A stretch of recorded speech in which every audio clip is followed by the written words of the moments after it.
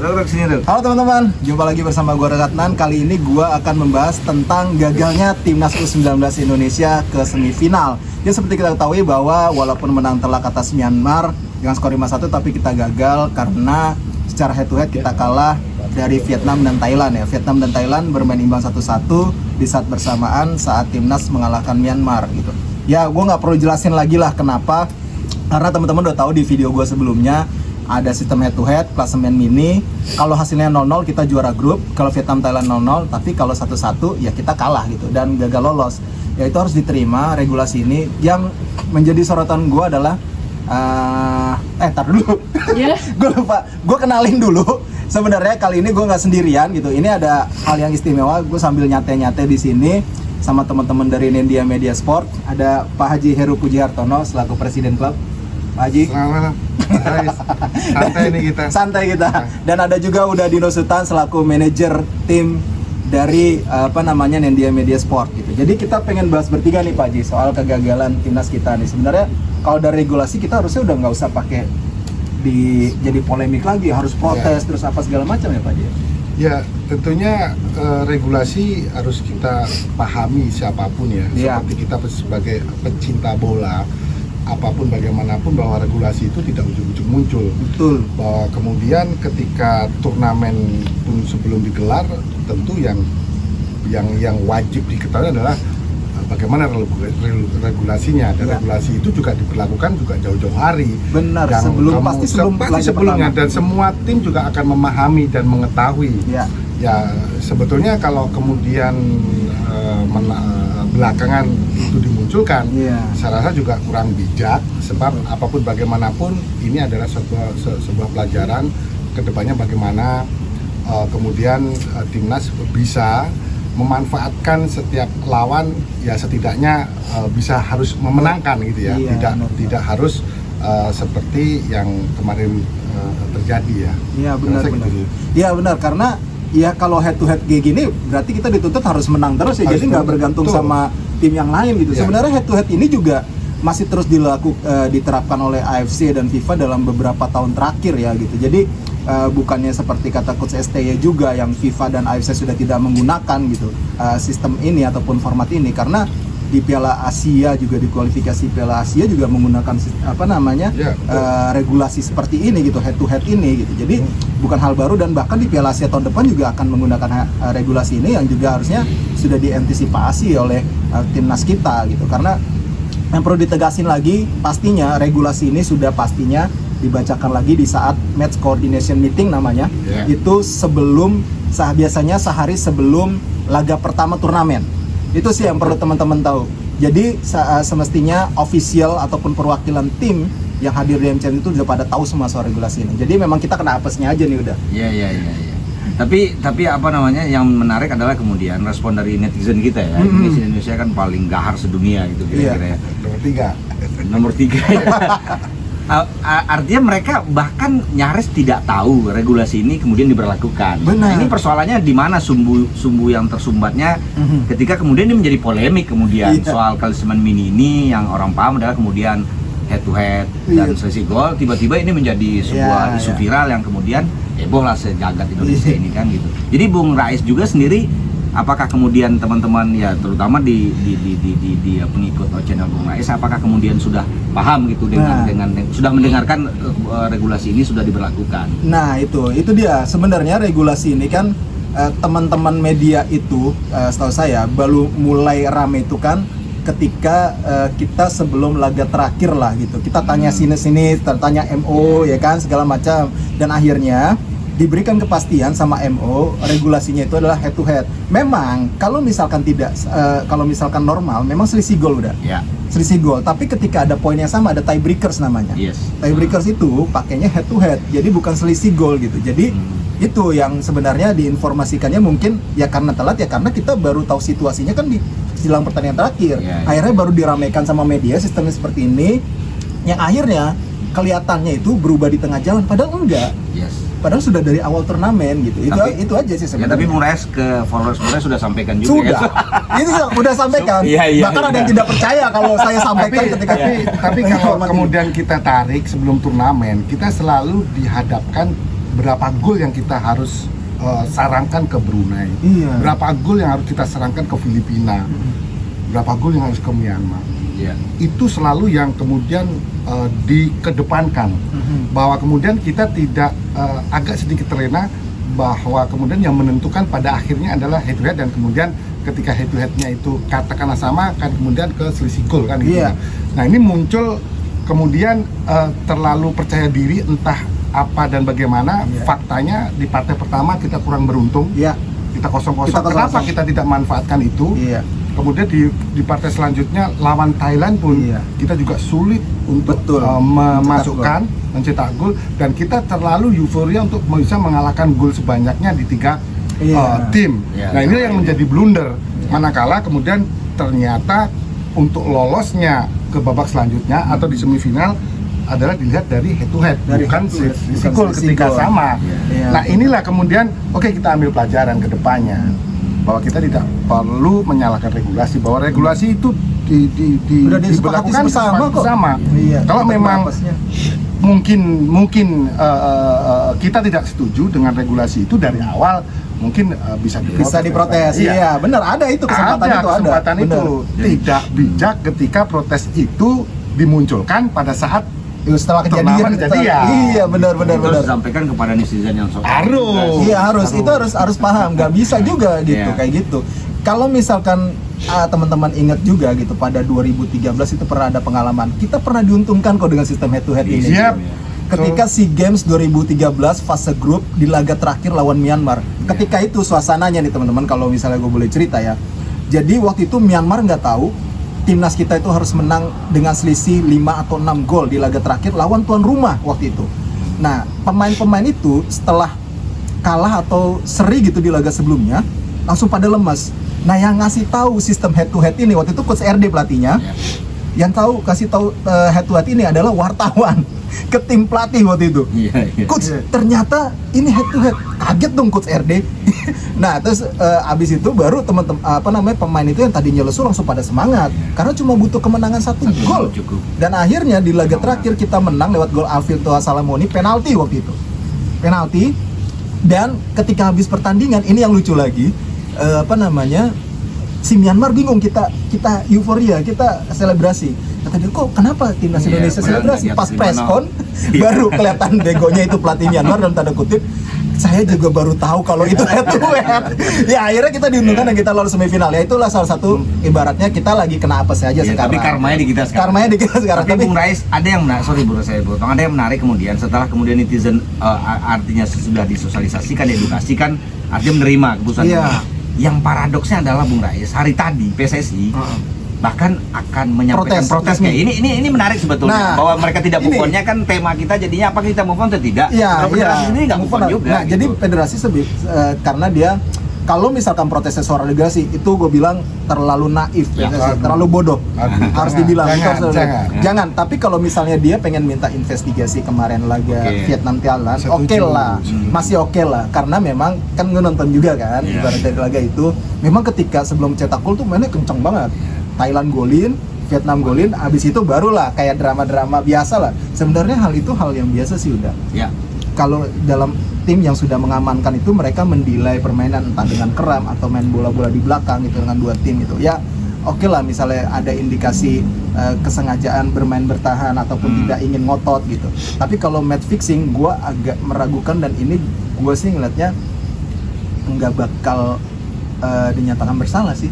Jadi Bung Rais melihatnya apa motivasi PSSI dan para? Ya cuma ingin membuktikan aja bahwa gue protes aja deh. Kalau gue gitu. Atau ini bagian juga kemudian semacam mengakomodir perasaan orang banyak gitu. Betul, itu lebih tepatnya punya action ya, class action untuk itu lebih tepatnya itu sebenarnya. Dan itu juga sebagai mungkin bahan ini juga dari, sebenarnya gue sih mendingan introspeksi aja dah. Itu sih udah. Jadi kalaupun kembali lagi ke penyisian grup A kita ya, tolong jangan dikedepankan kita berapa yang memasukkan gol ke Brunei, jangan memasukkan banyaknya gol ke Filipina. Memang itu perlu. Betul. Itu perlu. Tetapi jauh lebih penting adalah bagaimana kemudian tim kita yakin siap dan menang, itu Iya. yang menjadi kuncinya. Setiap pertandingan adalah final. Benar. Setiap pertandingan kita wajib menang, sehingga yang menentukan itu nasib kita bukanlah sendiri. kemudian Iya. lawan, kita sendiri. Ya. Dan pada akhirnya kita tidak akan pernah mengatakan sesuatu yang kemudian terjadi sesuatu match fixing, mungkin apa, mungkin Siapa, apa, ya? indikasi apa segala Ya, macam. artinya kan balik kita ke adigium lama bahwa kalau satu tim menang sampai ke ujung turnamen dia akan jadi juara. Betul. Ya kan? Ini kan sesuai juga dengan slogan ini sebenarnya, atletik sebagai mother of sport gitu ya. Iya. Sebagai olahraga yang tercepat, yang terkuat, yang terjauh gitu ya. Iya. Kalau kita mencetak menang terus di ujungnya kita pasti juara. Juara, kita pasti. Kira-kira kan? Benar, Ya, benar. dua partai kita enggak, kita ya faktanya Ya. kemudian kita terlempar oleh Ya, regulasi. segini banyaknya kita Ya. pecinta bola kita ya, sungguh luar biasa. Yang di banyak negara tidaklah mungkin terjadi selevel mohon maaf nih U19 yang datang ke stadion segitu banyaknya, betapa sangat mencintai timnas kita, tetapi lebih mencintai kita harus mengetahui regulasinya bagaimana dan apa yang kemudian bisa kita memahami situasi dan apapun, sehingga kita juga bijak Ya, cara ya, ya. melihat sebuah pertandingan sepak bola itu lebih bijak cara kemudian memberikan sesuatu. Saya agak tertarik gini Bung Rais, ini behind the scene gitu ya. Di balik kegagalan kita, ke faktanya kita gagal ya. Gagal. Apapun, bahwa kemudian kita disandung oleh regulasi. Bung Rais sebagai salah satu wartawan yang masih dekat dengan maksudnya masih berinteraksi dengan PSSI ya. Kasih bocoran dong Bung Rais. Apa tuh? Gimana kemarin suasananya? Apakah kemudian STY dapat tekanan lagi di federasi karena gagal? Ini biasanya gitu. kalau netizen kan sangat berharap bahwa Ya. itu ada bocoran nggak sehingga federasi menekan lagi. You gagal nih, Pak. Ada Enggak. Kalau sekarang PSSI itu lebih berhati-hati kalau gue lihat nih. Oke. Dan mereka ibaratnya mencoba untuk memenuhi semua kebutuhan dari STY. Oke. Sekarang mereka sifatnya itu dan nggak membuat drama. Kecuali kemarin ya. Kemarin itu gue nggak tahu apa namanya ya. Apakah memang PSSI memang sudah berdiskusi beneran dengan STY, cuma ngedengar STY gue kayaknya udah mulai ribet nih ngurus 3 timnas, akhirnya dicoba dipikir sama mereka, akhirnya udah STY cuma satu inian doang usia. Ya itu sebenarnya sebuah drama lagi lah gitu. Harusnya tidak usah diulang-ulang terus drama itu gitu. Sekarang tuh kita harus move on sebenarnya gitu. PSSI tuh harusnya bisa bikin sistem fondasi yang kuat gitu, karena STY aja sendiri udah ngakuin kualitas kita masih kalah dari Vietnam dan Thailand. Ketika gue wawancara langsung sama STY ya waktu itu, kan gue tanyain sebenarnya kualitas kita masih di bawah Thailand sama Vietnam gak sih? Yes katanya, benar. Kualitas kita, kalau teman-teman mungkin bisa lihat di video gue yang ketika judulnya itu petik pelajaran dari wawancara eksklusif dengan STY, itu di situ ada gitu. Jadi memang kita masih di bawah Thailand dan Vietnam kata dia gitu. Lihat aja kompetisinya, Thailand jalan, kita enggak waktu itu. Dan ini saya baru memulai untuk membuat sepak bola Indonesia lebih baik gitu, untuk membangun timnasnya lebih baik. Kan STY nggak menang-menang nih dalam 3 level ya. Ya. Senior 23 dan U19 ini. Dari 2 tim itu, dari 2 tim lawan Vietnam dan yang Thailand. tradisional ini ya. Lawan Vietnam dan Thailand. Iya, Itu jadi ibaratnya ya memang kita harus ngebenahin dari sistemnya sih sebenarnya. Nah, bicaranya sekarang nanti kita harus sudah move on ke kualifikasi Piala Asia U20 nih. September. Kebetulan main di Indonesia gitu loh. Ketemunya Vietnam lagi. Ketemunya Vietnam satu-satunya. Hengkong tuh berapa sih? Harusnya juara grup. Karena di sini tekad untuk balas dendam lah kalau dengar-dengar dari pembicara. Membuktikan setidaknya. Betul, membuktikan bahwa kemudian pertandingan Vietnam sama Thailand yang terakhir yang disinyalir ada sebuah permainan dan sebagainya.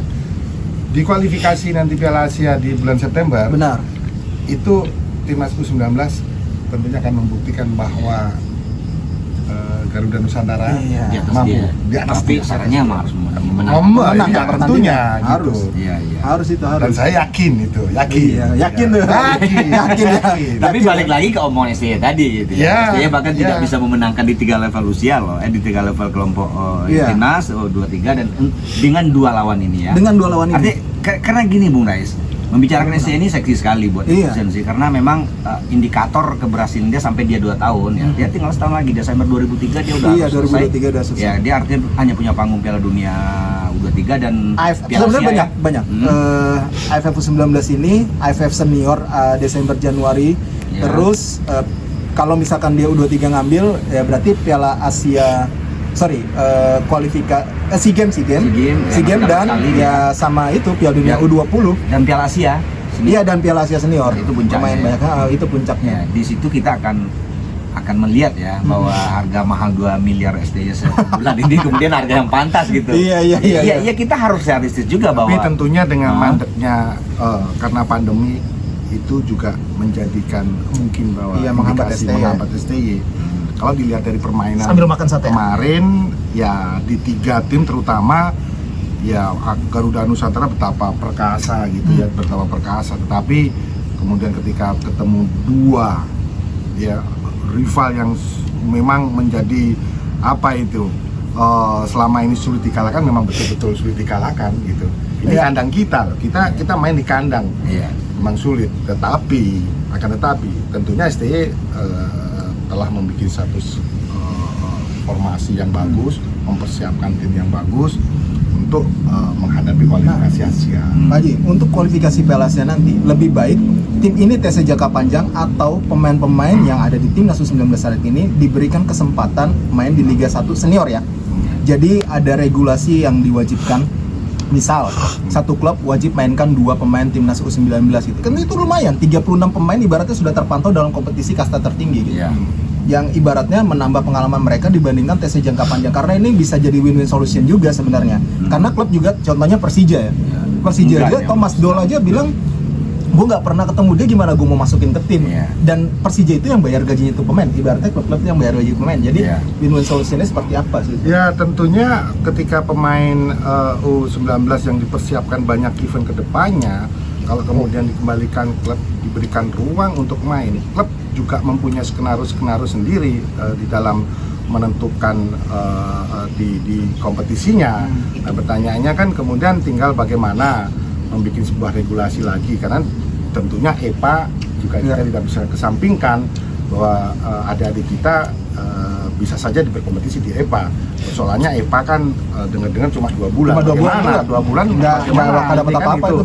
Ya otomatis membuat sebuah regulasi yang win-win solution, klub juga diuntungkan, untuk timnas juga diuntungkan. Ya. Bagaimana pemain ini mendapatkan jam terbang yang terbaik di klub, ya tentunya sama-sama kita duduk gitu. Artinya sama-sama dari kedua belah PSSI maupun klub Iya. itu bisa duduk bareng gitu. Iya benar. Tapi kalau saya malah ini penyakit menahun. Saya pikir ini penyakit menahun yang ini lagu lama yang selalu terjadi gini. Selalu gini Bu Rais maksudnya. Kenapa saya bilang lagu lama? Selalu saja ketika anak-anak ini sudah dikumpulkan dalam timnas, mereka punya kultur baru bersama Sintayong, STY, mereka pulang ke klub, itu akan ada perubahan lagi, treatment, itu kan setiap tahun harus begitu. Iya. Begitu pulang dari klub, mereka dibilang begini begitu, tidak membawa, artinya kultur klub lagi yang dibawa. Ini kan selalu dilematis setiap tahun ketika pemain yang sudah dikumpulkan dalam sebuah TC di timnas, dipulangkan ke klub, kultur yang sudah dibangun oleh pelatih timnas, ini balik ke klub tuh berubah lagi gitu. Kenapa? Udah mulai ini. Itu akan berubah lagi ke Murai, saya berubah. Itu kan penyakit menahun tuh dari tahun 90-an tuh sudah jadi tema utama itu. Balik ke klub, mereka biasa lagi main kasar, main keras, main hantam sana sini, hilang budayanya. Jadi kalau pertanyaan Murai, apakah mereka balik ke klub atau Tes jangka panjang aja kemana gitu? Saya malah tidak punya solusi dua-duanya. Kalau tes jangka panjang selalu saja banyak pengalaman kita sudah membuktikan bahwa itu tidak efisien juga buat sebuah klub. Belum biaya tinggi, pemain kemudian tidak berkompetisi secara kompetitif gitu ya. Mereka kehilangan sentuhan, mereka kehilangan rasa bersaing gitu. Tapi di satu sisi dilematisnya, mereka pulang ke klub, mereka kan terbiasa lagi dengan budaya klub gitu loh. Jadi solusinya gimana? Ya solusinya itu sih, mungkin tetap buka tutup. Jadi diwajibin itu tadi udah. Kalau harus ada regulasi mewajibkan 2 pemain itu untuk mengakomodir, karena ini target besarnya adalah Piala Dunia U20. Lawannya itu lebih tinggi. Kalau misalkan pemain-pemain ini ditaruh di EPA-nya angkatan mereka, percuma karena udah pasti mereka paling menonjol. Iya. Itu sih, karena lawan mereka pasti di atasnya mereka nih di Piala Dunia U20. Makanya biar pengalamannya dan skillnya lebih meningkat secara mental juga, harus ditaruh di Liga 1 yang senior. Jangan lagi di EPA yang cuma berjalan 2 bulan katanya gitu. Itu sangat-sangat nggak efektif sih. Ya sebenarnya dari rata usia mereka 2019 itu, bukankah pemain profesional di luar negeri juga di Eropa di 19 itu kadang-kadang mereka udah bridging untuk menjadi senior. Bahkan Pasti. ada yang golden age mereka di usia 20 loh gitu. Karena Jadi harusnya 19 itu kalau kita pernah ngobrol sama mantan sekjen Pak Joko Driono ya. Iya. Kalau misalkan usia 19 dia belum bisa nembus senior, berarti pemain itu udah bapuk. selesai di situ. Selesai. Ya. Karirnya di situ aja. Karena di situ. Ya jadi di usia 19 itulah sebenarnya ini apa namanya semacam landasan. Ya. Mereka kalau jadi pemain jadi nih. Jadi kalau terus. enggak ya udah gitu. Kalau enggak ya pasti mandek di situ-situ aja Ya, tuh. kalau enggak udah gitu aja mereka pulang jadi mentarkan kan. Kan pulang Ya, kampung. kembali lagi persoalannya adalah kemudian klub itu sudah merasa pede enggak gitu ya. Ketika melawan yang dianggapnya derby, yang dianggapnya itu musuh bebuyutan apa ya, kemudian dimasukkan pemain-pemain yang masih belum cukup jam terbangnya di situasi Liga 1 kita. Nah ini kan cukup riskan, tekanan penonton juga akan merubah dari satu keputusan. Nah ini kan ya tentunya menjadi menarik, solusi yang terbaik lagi-lagi untuk kepentingan nanti menghadapi Piala Dunia kan. Betul. Gitu, sama-sama kita duduk bagaimana kemudian kesemuanya bisa terakomodir. Iya sih sebenarnya itu sih. Jadi klub tidak dirugikan, timnas juga makin berkembang. Sebenarnya itu sih yang harus didudukin bareng. Dirtek, pelatih supporter timnas. jangan juga dikesampingkan. Iya, supporter juga harus. Tapi ngomong-ngomong memang anak 19 ini di timnas nggak digaji ya, Bung Aris? Maksudnya nggak digaji. Mereka kalau timnas itu pasti uang saku udah, nggak ada gaji, uang saku. Kisaran mereka berapa ya? Waduh, ini dia. Kita sebenarnya tahu, tapi nggak enak. Nggak, artinya apa komponennya kalau di timnas itu bukan gaji ya? Bukan gaji, mereka udah dapat pasti. Per diem tiap hari 5 juta satu udah pemain pasti. pemainnya. Udah pasti. Iya, Tapi maksudnya udah pasti ada uang saku. Kalau kisarannya berapa? Wah itu. Yang perlu dicatat adalah ketika kemudian pemain ini sudah bermain di timnas, otomatis harga kan ketika iya kan sebenarnya itu harganya tinggi. Iya. Jadi memang kalau di timnas itu bukan nyari duit ibaratnya gitu, tapi lo bisa menaikkan value, dan dimana kalau value itu naik maka lo bisa nego lebih tinggi ke klub. Iya. Jadi kalau udah labelnya pemain timnas ya udah. Berarti dari apa persentase anak-anak U19 yang 25 orang kemarin yang sudah bermain di Liga 1 itu berapa orang, Bung Rais? Yang apa nih? Yang kemarin di skuadnya timnas 19 kemarin. Di klub Liga 1? Iya di klub Liga 1. Wah, itu presentasinya sebenarnya hampir semua keseluruhan. Cuma menit bermain mereka jarang. Menit bermain hampir bahkan tidak punya menit bermain. Iya, ada yang tidak punya. Itu yang membuat mereka mungkin diturunkan lagi ke EPA mungkin. Ke EPA. Apa namanya? Tim itu harus bersinergi. Harus bersinergi. Jadi supporter diajak bicara, ya klub, pelatih timnas, dirtek dan juga pelatih klub ini harus duduk bareng untuk mendapatkan win-win solution yang terbaik gitu, dan supaya ujungnya adalah peningkatan prestasi timnas dan klub juga tidak dirugikan sebenarnya gitu. Karena yang gaji mereka kan klub ya. Klub benar. Dan pemain itu juga dapat menit bermain yang oke di di kompetisi yang memang kastanya tertinggi di kita gitu. Karena kalau nggak ada kesempatan bermain percuma juga kalau cuma latihan-latihan, uji coba juga dengan tim yang ibaratnya atmosfernya nggak dapet gitu. Ya itu juga dasar pemikiran kita, argumentasi logis kita tadi kenapa kemudian ketika pertanyaan Murais, apakah tim ini kita pelatnaskan jangka panjang atau kita kembalikan ke klub. Dan kalau jangka panjang seperti kemarin timnas senior ke Korea umpamanya. Saya dapat informasi itu di Korea mereka cuma tidur di tidur di tempat yang tidak semestinya untuk timnas, latihan juga biasa-biasa saja gitu. Ini ada sumber satu yang kita percaya bahwa lawan pun yang lawan tanding kita juga tidak memadai gitu, sehingga akan mengurangi bobot kompetisi mereka gitu. Kalau mereka artinya yang terbaik adalah mereka memang kembali ke klub. Seperti Thomas Doll sudah teriak ya, 6 orang pemain Persija, bahkan saya nggak ngerti di Indonesia ini bahkan 19 ini lebih penting dari timnas itu tidak ada terjadi. Iya benar. Sebenarnya kritik bagus buat timnas gitu loh. Sebegitu pentingnya 19 ya. Ya nggak tahu kalau kita harus prestasi gitu. Iya benar. 10 aja juara kita udah arang. Kulturnya beda sih dengan Eropa. Sebenarnya yang gitu. menjadi masalah STY itu kenapa TC lama adalah karena dasar pemain kita itu, dasar secara teknik dasar memang masih tidak terlatih dengan baik sejak usia dini. Jadi harus ngulang lagi. Yes. Setiap pelatih timnas pasti itu yang tidak disadari oleh Thomas Doll mungkin. Iya. Yang belum diketahui. Baru sebulan ya. Baru seminggu lah, 2 minggu. 2 minggu paling. Tapi Bung Aris, yang menarik buat saya sampai hari SDY udah 2 tahun di Indonesia ya. 2 tahun setengah. apa kata bahasa Indonesia yang sudah dia pahami, Bung Rais? Ini agak Terima kasih. Oh, terima kasih. Terima kasih. Selamat Apa pagi, kabar? nasi goreng. Iya, dia masih bisa itu. Terima kasih, apa kabar? Gitu. Itu masih bisa. Sisi lain kadang-kadang kita berpikir setelah dia tahu dia juga harus cintanya ke Indonesia, dia juga harus ikut. Itu maksud saya. Iya. Saya tidak bisa berlindung di balik tidak memahami bahasa Indonesia kalau dia mencintai Indonesia secara keseluruhan. Karena saya melihat kenapa ini seksi, netizen itu akan selalu bereaksi ketika dia bahas STY, jujur gitu loh. STY juga harus memperlihatkan rasa cintanya secara komprehensif gitu. Saya lihat dia sangat menikmati Indonesia. Iya. Saya pikir enggak pernah dia mungkin di Korea atau di tempat dia melatih dulu, dia bisa jadi bintang iklan. Dipanggil oleh Dedi, di Korea dia nggak akan dipanggil sama Dedi ke podcast Dedi yang followernya bisa 10 juta loh gitu ya. Saya lihat betul, secara gestur saya melihat STY ini sangat menikmati enjoy di Indonesia.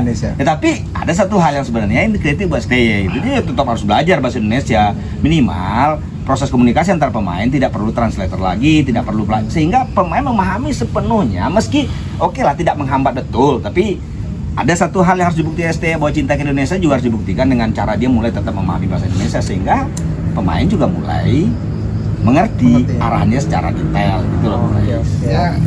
Oke deh, itu tadi kita udah bahas banyak banget nih Pak Haji, udah Dino.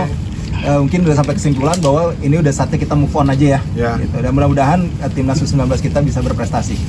Amin. Harus. Terima kasih banyak Pak Haji, juga udah Dino, tim dari India Media Sport. Itu tadi konten kali ini. Sampai jumpa lagi di konten-konten berikutnya. Terima kasih. Oke.